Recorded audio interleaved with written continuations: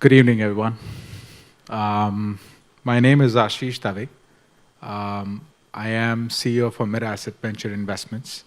I'm sure everybody is aware of Mira Asset. It's a Korean financial services firm, and I head their venture business back in India. I am also an alumni of IE Business School, and thank you everybody for attending this seminar. Though you're seeing an Indian, I've worked with, my Korean colleagues for the last 5.5 years, so I'm familiar with, most of the courtesies. Seoul is my favorite city, so it's always good to be back here. Good to work with my Korean colleagues. I'll talk about a topic which is very important. It's something we deal on a daily basis, right? How many of over here are employed or working or doing something with them? Just raise your hands. We'll keep it very simple, minimal, interactive. Raise your hands a little higher so I can see. Okay, so good number of them are working. Good number of you all are either have your own businesses. What does mean is that you all are managing risk on a daily basis. Now, what does risk mean is we will try and cover why risk is important.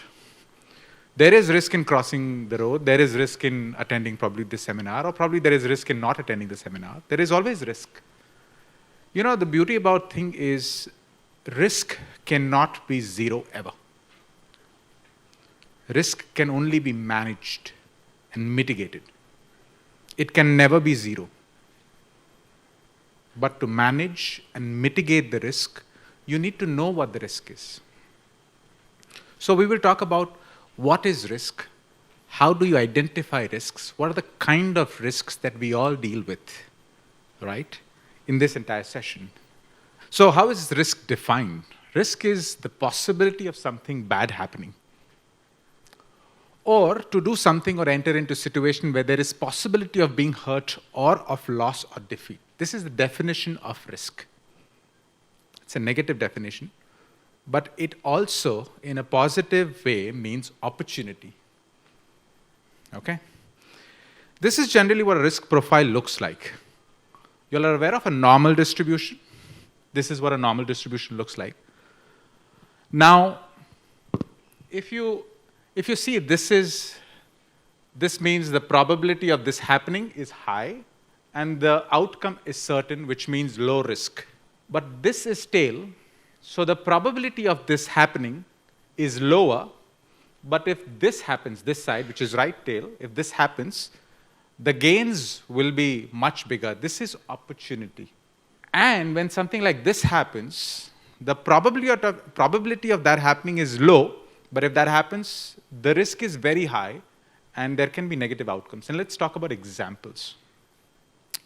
Right tail risk. Under allocation to equities, you did not invest in something, you missed out on the gains, you did not invest in semiconductors, you missed out on the opportunity. Let's talk about COVID. The probability of COVID, very small, but the impact, huge. So this is COVID. But at the same time, you did not invest in tech investment in COVID, so you missed out on the gains, right? That's risk. But did you understand risk? Right?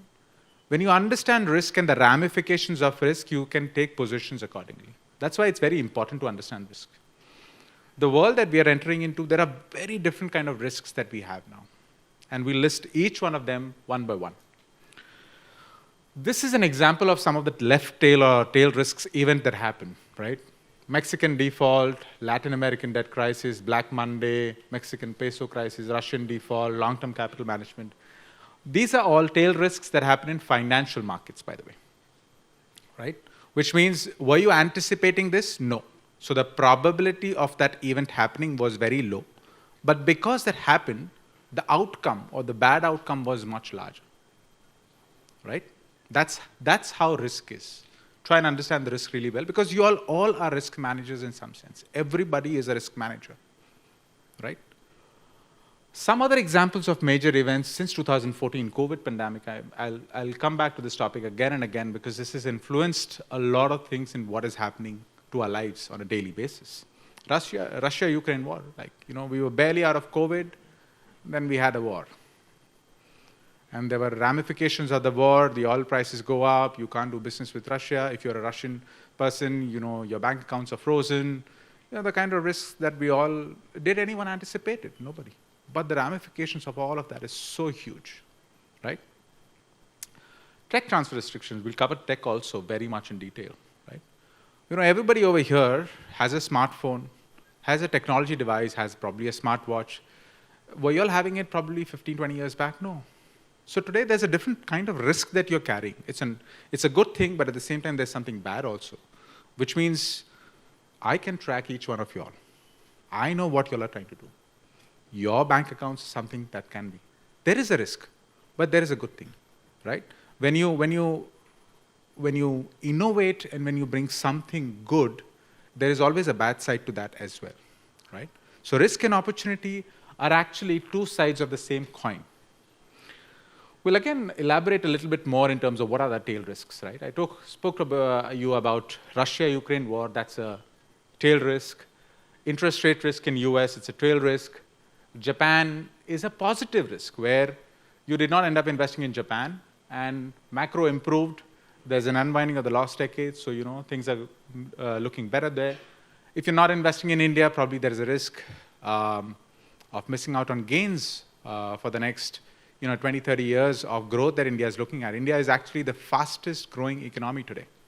In this entire recessionary environment, one economy that is growing at a 7.8 to 8% is India. You did not invest in India equities, you lost some good returns out there.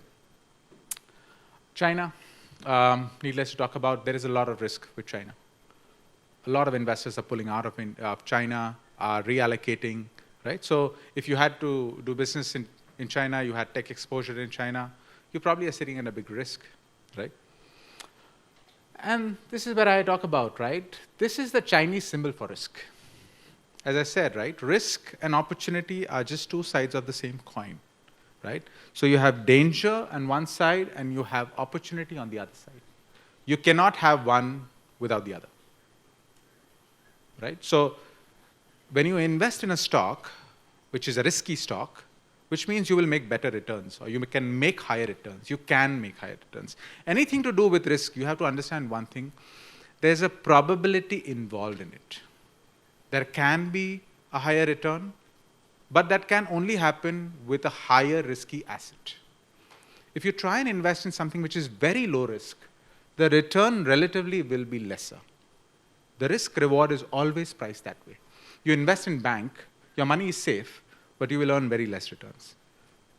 So you need to understand risk really well because risk permeates a lot of things. Health risk. You invest in yourself, in your body, you're less risky, you will not fall ill. You do not invest into it, you'll fall ill. That's the reward or risk, however you got it. So again, I don't mean to sort of say that risk is therefore not good or bad. You need to just understand what risk is. It's a fact of life, right? So you need to understand and then address it, right? But the first part is identify the risks. Anything that you try and do, understand the risk. But don't get overwhelmed by risk because every risk has some solution. You want to cross a road, there's a risk, cars will come. That's why you have signals, so watch the signals, watch left, right, and then cross, right? So again, the process. What's enterprise risk management? You are an atomic level or in a small level, a part of an enterprise, all you all together make one big enterprise or make big corporation, right? Hence, at a unit level, how you manage risk and how you'll collectively manage risk defines what enterprise risk management is, right? So first, you have to identify what is the risk. Only once you identify, then you can assess whether it's a large risk or a small risk. After you assess, then you think of what are the solutions? How do I solve for the risk? And then you keep monitoring it. That's it. There's nothing more than this. It's a 4-step process. Identify, assess, and mitigate, and monitor. Anything in your life you do this, you're fine.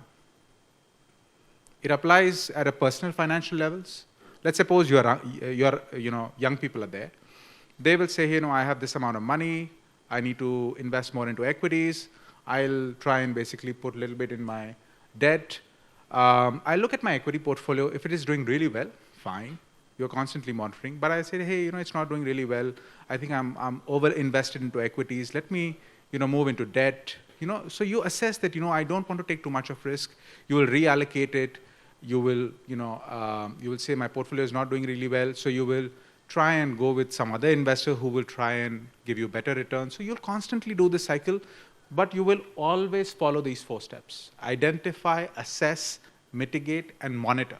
And this is a virtuous cycle that you'll do for the rest of your life for anything when it comes to any asset or any work that you do. Now, shaping the current zeitgeist, right? What are really the kind of risks that we are facing? We're very interconnected. Now everybody has a smartphone. Everybody has a smartphone.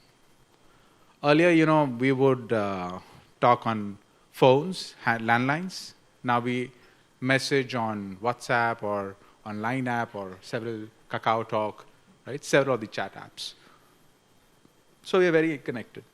But at the same time, it exposes us to something like data risk. Are our chats being leaked? What if our chats are leaked? Someone accesses our chats, they'll realize, what we are talking behind the back, probably whatever. Something confidential gets leaked. Diverse geopolitical and regulatory regime. That's another big risk that is shaping the current zeitgeist, right? So Elon Musk is coming up with Tesla, X++. Sam Altman is coming up with OpenAI. Kabi is a social media personality. He's coming up with, online content. Vitalik came up with Ethereum. These are new age entrepreneurs. How do you deal with them? You probably are used to dealing with some traditional entrepreneurs, how some of the traditional businesses do, but how do you deal with new kind of entrepreneurs? They'll go and tweet something randomly and the stock price goes down, right? The kind of things that we have to deal with, it just keeps increasing, changes dynamically every now and then, right? So there are more risks, there are new risks that are coming in, right? Now, what are the current top risks?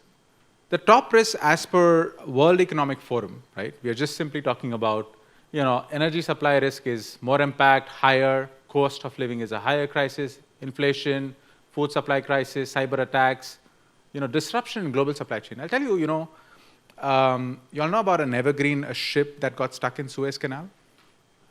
One ship got stuck in Suez Canal. The impact of that on the freight, on the entire supply chain for Asia, Europe was humongous. The cost of freight went up significantly just because of one ship got stuck in Suez Canal. Trade from Southeast Asia couldn't go to Europe, from Europe it didn't go. So many oil tankers were stuck. There was a traffic jam, right? Small things, big amplification. Debt crisis, right? I think everybody has not forgotten 2008 crisis, mortgage crisis. There's so many movies that have been made on that, right? We talk about COVID, weakening of human rights, deployment of nuclear weapons. Such a big risk, right? We all have, seen what the impact of this can be. You all have seen this new movie that would have come, Oppenheimer. You all would have seen, the kind of destruction nuclear weapons can bring. Are we at the brink of a war?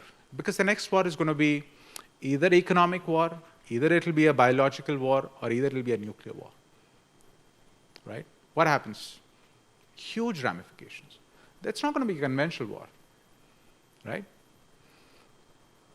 Chemical, biological weapons, right? These are big risks, right?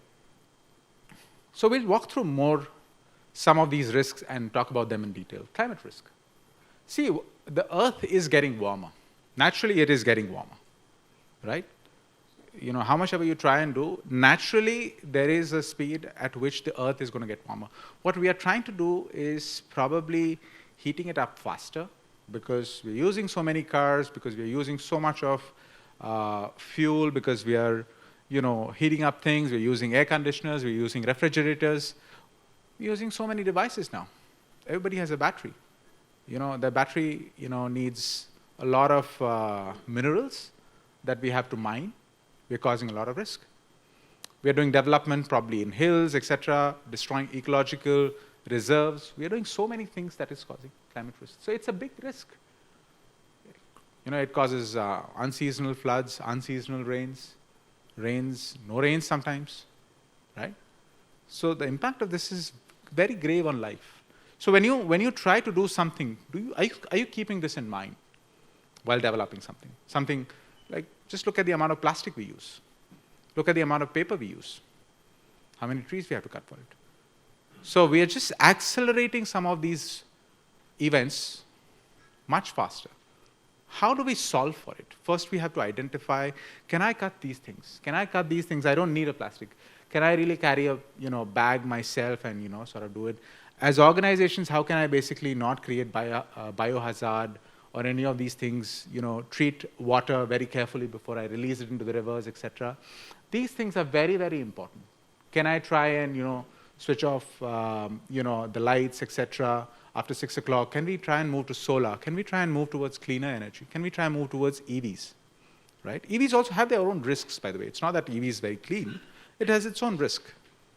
At the end, a good part of contribution, by the way, in cars, more than the combustion, it's actually the tires and, the kind of, because tires, when they hit the road, the kind of pollutant that, it creates, that is more harmful, right? Geopolitical risk. It's a very complex business, right? Now, the Russia-Ukraine war, right? Nobody wants to do business, let's say, with Russia. There are sanctions out there. What happens is, okay, you can't buy Russian oil. If you don't buy Russian oil, the entire Europe is freezing today. They are compelled because, somewhere Germany stopped all its nuclear plants. It is reliant on Russian oil, but there are sanctions, it can't buy Russian oil. So everybody is stuck in a very complex nightmarish environment because of all of this. The other thing is like TikTok, right? There are allegations, again, that, TikTok is a sensitive tech. We don't know what's happening. Everybody in the US is using. Can that be used for spying? You'll have seen, the Cold War, right? We all have been familiar with what Cold War has done to us, right? There have been so many spy movies about it. You don't need to do all that spy. Today, everybody has a phone. You can easily snoop someone's phone. It's a very different kind of risk. And it's a sensitive tech in people's hand over there. Everybody's hand over there. Everybody has a TikTok account. Everybody, you don't know what's happening. India has banned a lot of Chinese apps. There are no Chinese apps allowed, by the way, in India. We're not sure about, whether it's safe, not safe.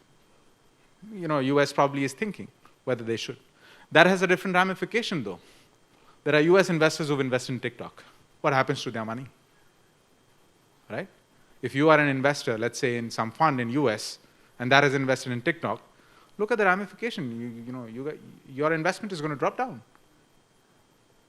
And this is very diverse. This is very, very intense. There's Belt and Road Initiative, because of which there are a lot of countries who are aligning with China. There are a lot of other countries who don't want to be part of all of that. There are a whole lot of things. This is becoming very, very important. When you want to invest in a country, geopolitical risk. With India and Korea, fortunately, there are no geopolitical risks because we are very friendly countries. We have been friendly for like years. There's history about, the princess who came all the way from Ayodhya to Korea, right? We have those history where we've been very candid, we've been very friendly, so there's no geopolitical risk, right? So it's a safer environment to invest. Well, corporate governance risk. I think we've all seen what has happened to FTX. FTX was the biggest sponsor in Formula One cars, and suddenly it's disappeared. Why? Because you had, again, I don't want to say that kids can't run, but you had kids taking care of risk. There was no risk management department in that company. The money that was used to sort of bet was raised to use, which was raised from investors was used to do betting, right? There was no way in which you were segregating risks, right? It blew up. Uber also, you all are very familiar with. There has been a local connection with what happened in Uber, right? The founder had to step aside because of corporate governance issues. Frank, another company, it was sold to JP Morgan, and there is absolutely nothing in the company. The company found that it's a fraud. So are you asking the right question to get to that? am I really investing into something which is good in corporate governance? Because this is very big risk. Why do you invest in a good company? Because corporate governance is there. These people are not going to steal my money. I can sleep safe. Right? Theranos, another big one. Fraudulent. Another big risk. Right? We all need to be well aware of these elements. Corporate governance risk. That's another second big risk. As I said, FTX, it really brought down an entire industry of crypto that was any which ways. I have a very different view on crypto, but it brought down the entire crypto industry. Along with it, so many other people felt. Did anybody anticipate this? Did anybody think this? Some people did. How? I'll come to the point where some people asked right questions. Taylor Swift did not invest in FTX because she asked a very sensible question. Can you tell me these listed assets are not unregistered securities? Anything, you have to understand one thing. I always tell this to students, to people. In investment, it's all about asking the right question. Are you asking the right question? But that comes from the fact, are you assessing the situation properly? Because when you ask a right question, you will get a right answer. Or you may get some answer. It's right, wrong, you can figure it out. Ask questions. Right? She saved her money versus Tom Brady or Gisele Bündchen. They couldn't because, they saw somebody on Instagram talking about FTX. Must be good. Okay, if this particular person is investing, so it should be good. You don't know whether that's true or wrong. There's a lot of mis-selling happening, by the way, around us. An influencer today can say whatever they have to say because I've paid them, okay, and you end up buying it. Who is scammed? The influencer is not scammed, by the way. You all are scammed. Are you assessing this risk? Are you consuming something blindly without asking the question? This is how you try and stay away from some of these risks, by asking the right question. Some of it is going to be repetitive, what I'm going to say, but the whole idea is to sort of say, you need to assess, first identify, then assess, right? Then mitigate, and then monitor. You have to keep doing this thing. And it all starts from asking the right question. Right? Technology risk. Now, how many of you are over here, again, raise hands, have a BlackBerry phone? How many? Nobody. Why? You should have a BlackBerry phone. You used to have a BlackBerry phone over here.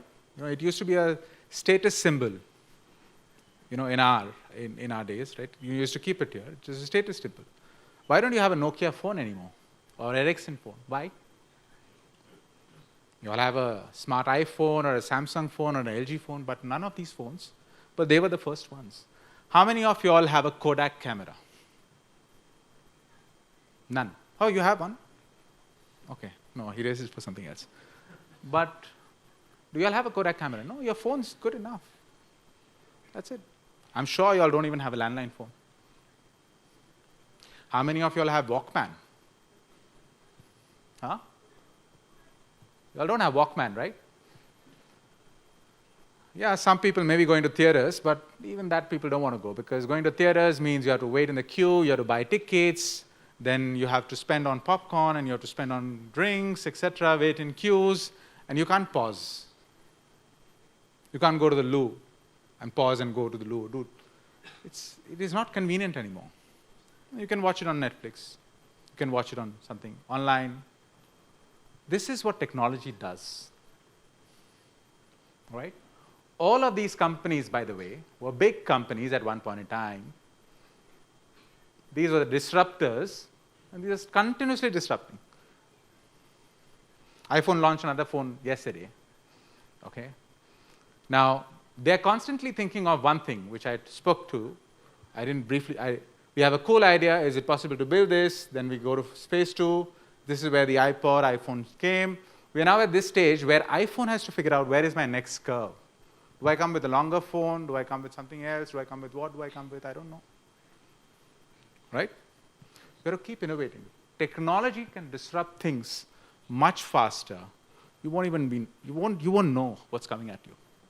You won't know what's coming at you. That's the power of technology. Netflix has managed to sort of, it's constantly renovating itself, but do you think Netflix will outlive, survive? Is it sure that, for the next 20 years, Netflix will survive? We don't know. So big companies, still there's so much of risk in their company. What about Facebook? What if Facebook did not acquire WhatsApp? What if Facebook did not acquire Instagram?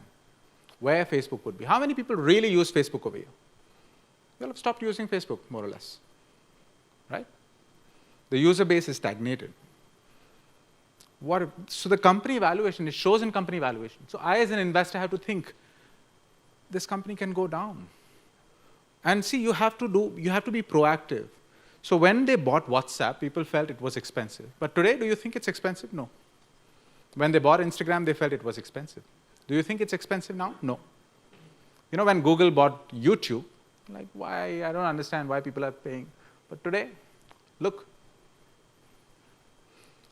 So it's important to stay ahead of the curve. But again, you identify what can really hurt my business. Today, people are all on TikTok. Facebook, the biggest competitor of Facebook is TikTok.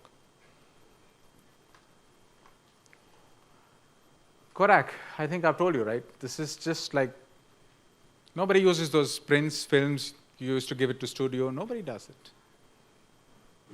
Earlier, when we used to have Kodak films, there were some 35 to 40 films. You would be very careful by taking photos so that you don't end up, finishing your film. But over here, you don't mind taking 20 photos for the same slide, and you'll pick the best one.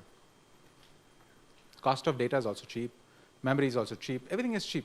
This entire business is gone, wiped off. The other risk, security risk. Very interesting case, Ashley Madison. It's an infidelity site. Their data got leaked, which led to so many divorces. Did anybody see it coming? Yeah, of course, you shouldn't have been on the site firstly, right? But you were there on the slide. Your data got leaked, your wife got to know. And yeah, there's a divorce case, an alimony that you have to pay. So, our bank data, our financial data, that is also at risk. Are you really banking with people who are taking care of your data and information? Is your phone data safe? Right? Very important. It's a big risk because data is the new oil, by the way. Right? Data is the new oil. I know what everybody's behavior is because I know what they like, what they browse, what they're trying to do. Accordingly, I can sell something to them. That's very, very, precise set of information that I have. How can you prevent it? We'll come to the prevention slide, but I'm just talking about these are the risks that we have today. Everybody is walking with some risk. Look at the number of data compromises that have happened. It's just going to increase. It's only going to increase. Why Visa or MasterCard, these platforms, are so valuable? Because they keep reinvesting millions and billions of their money that they earn in security to avoid and ensure no frauds happen. This is the prime reason why they're so successful, and they continue to keep investing. It's not just one time. Again, they keep assessing, identify, assess, and then they, evaluate, how much it is going to be. They mitigate, and then they keep monitoring. And then accordingly, the entire cycle keeps running. Another big risk, megatech concentration risk, right? I know everybody over here uses Naver, but, 92% of the market is Google. 92% of market. What does it mean? Google can choose to show you what it wants to show you, what it wants you to see, not what you want to see. This in wrong hands can be a problem. That's a big risk. Is why, a lot of companies have their own. Is why, you have Neighbor, which is local. Is why China doesn't have Google, it has Baidu. Meta controls 3 of the 4 most top used social media platforms. Narratives can be changed, can be shaped. Yesterday I think somebody asked me a question about something about India. They said, I think this is what India is, etc. I asked, have you been to India? He said, no. But that person's perception was colored because the media only shows this part of the story. So you start believing it's true. If someone says it's raining, and you do Google search and 90% of the search says, yes, it's raining, you'll believe it's raining. But you should go out and you should see, right? Whether it's raining or not raining. You can't do it, but if there is an option to do it. But what if some of these elements, right? These are big risks that we have today. Tech is a big risk in some sense, but it's also an opportunity. Again, I'm not trying to I'm a tech investor, so I'm only trying to say, there is an opportunity, you can do good. Today, because of tech, everybody has a voice. Earlier, if you had to say something, you couldn't say. Today, you can go tweet, you can put a Facebook post, you can do Instagram post. You have a voice. That voice can be amplified. It can be used for good, but it can be also used for bad. You need to understand this thing. There's a lot of cancel culture going on. Someone spoke something wrong, it all gets amplified. You need to have a social media strategy to how do you basically combat the narrative. Things spiral, right? Understand some of these things. I don't ever slow up, no I don't take shit. I got no love for the fakeness. If you wanna play tough and wanna hate this, I'll always show up. I don't ever slow up, no I don't take shit. I got no love for the fakeness. If you wanna play tough and wanna hate this, I'll always show up and make a statement. I don't ever slow up. So you don't need to go to gym for the selfie. You can do it by generative AI and post it and say, I've been to the gym. Again, jobs. A lot of jobs can really go out of this. People suddenly will not have jobs. Robotics, when robotics came, when industrialization came, a lot of people left. They lost their jobs. AI is the next thing that can threaten jobs. You need to keep upskilling. So you as an individual, I'm like, hey, this is what I'm trying to do. But if AI takes away from your job, what do? You identify the risk, you assess the risk, whether it is real or not real. Fortunately for me as an investor, I'm into unlisted securities. The risk is relatively lower, so I don't need to upskill. But if I'm into something where I'm at a high risk, then I need to start taking some different courses, which is mitigate, and then do the other courses and switch my career tracks, right? Demographic risk. This is another big risk. And see, some of these risks play out in a very long period. Japan, aging population, right? What do you do about it? You cannot really, send too many people over there. And this is a very harder problem to solve. How can you have quickly babies? You can't. Even if you have them, they'll take time to grow. You'll have to skill them. Even Korea has this risk. Sooner or later, we will have an aged population. Versus India, where you have so many young people, right? So over here, the governments have to act accordingly. China had that kind of thing where they were worried about population. They did one child, one policy, but now that is problematic for them because the long-term ramifications, their population is not growing as much. India is growing, but we also have to manage. So these risks you have to dynamically address. These are long-term risks which governments have to address. But then when you have to build businesses, right? You're building something for youngsters. Let's suppose you're building something for youngsters.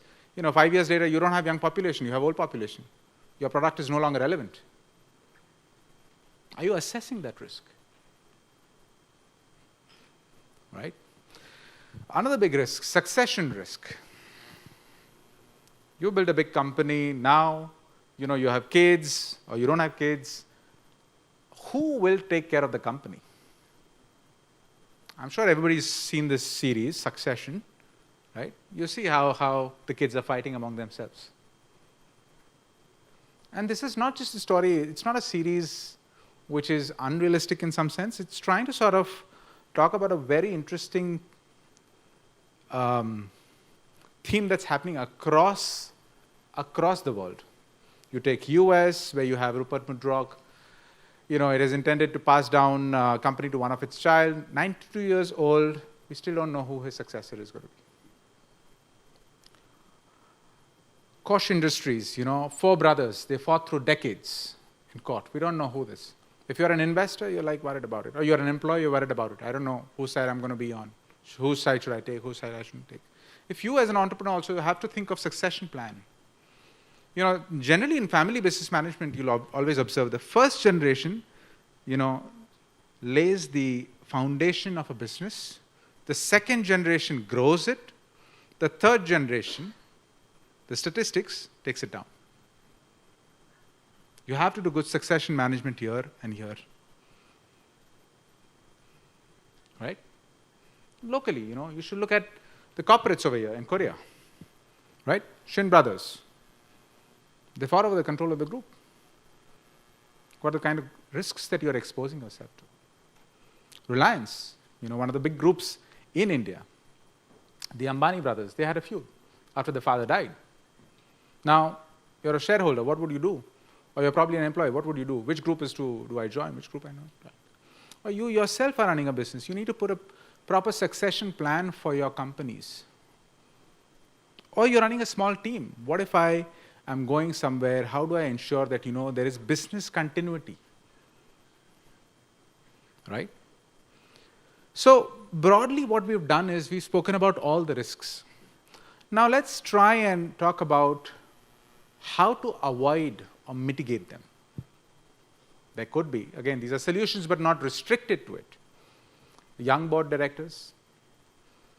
Currently most of the boards are full of, let's say, again, I don't have anything against old people. It's wisdom, right? You need to have wise people, but can you have young people? Because they can really see few things which probably the old people can't see, or the old board members can't see. And vice versa, right? Young folks sometimes do get carried away and they need the wisdom of the old people. So you need to have that kind of balance, a balanced board. Because, we are native, tech native. We've grown with mobile phones, we've grown with a lot of tech, right? So we look at technology very differently. Communication, again. The most important thing I always talk about is communication. Communicate risks effectively.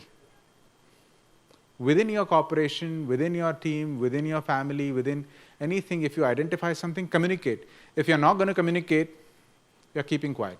Somebody else may have a different perspective. So communicate the moment you identify something. Communicate something that, hey, this is my identification, this is my assessment, this is my mitigation, this is how I'm monitoring. You have to keep communicating. It's everybody's job. Incentives. Again, you have to incentivize people accordingly. Now, with incentives, there was a very interesting thing that happened, right? I am an investor. I am incentivized to invest more, which means I'm incentivized to take more risk. Should I be handling the risk function? No. Somebody else should be. Because my job is to take risk. Somebody else's job is to make sure that I don't take too much of risk. Or I don't take too less of a risk also. That guy is incentivized to manage the risk. I am incentivized to take risk. You have to understand this from a financial perspective. So, identify the roles and accordingly incentivize people. Clearly lay out their roles, what their roles are accordingly. Speed. Like I'll tell you something, I think in Southeast Asia was not as hit with COVID as much as some other economies were. And it comes from the fact is, I think, and again I may be wrong, but assessment is that there's a culture of wearing masks over here. I'm not saying that masks are going to solve the problem of COVID, but it does limit, the spread, transmission. We're very careful about sanitation, all of that. So those economies where there is a culture of all of that, the spread had been relatively limited versus countries where, there was no culture. All of that came from, let's say, SARS, etc., those experiences that we had, right? Or probably countries which were proactive in lockdown, which were proactive in cutting, let's say, flights, international travel, and say, hey, put on masks very quickly, work on all these things, did not suffer too much, versus the ones which were, hey, fine, let's go, keep hugging each other, and hey, transmit more of it, it's okay, we don't care about it. They were unable to assess it, they were unable to, that's why, react to it very quickly, and we know what happened. Establish protocols. Again, establish SOPs, right? Again, I'll repeat the same thing. It's repetitive, but I want it to basically be drilled into your head. Identify, assess, mitigate, and monitor. Keep doing it. There's a set in SOP. Identify everybody's role, give everybody tasks. That's very, very important. Regular audits, checks are very, very important.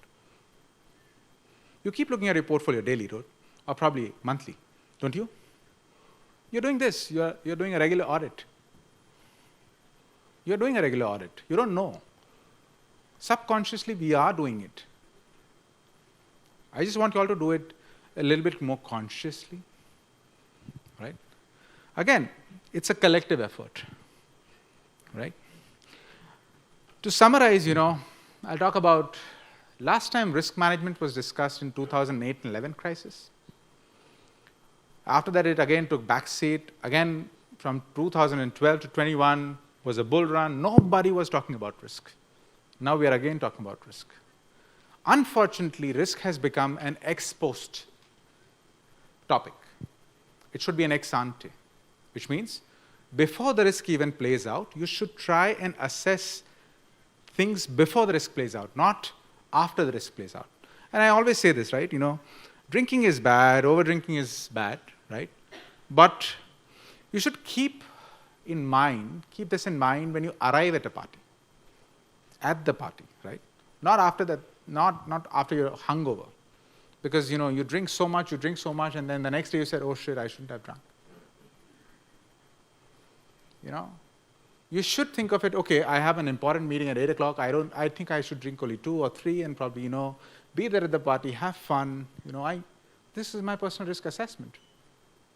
Or probably, okay, fine, you want to get hungover? Fine. I have nothing tomorrow. It's Sunday. Absolutely okay. Drink as much as you want, but don't drink to death, right? It's about simple things, being aware of what you're supposed to do. With this, thank you very much.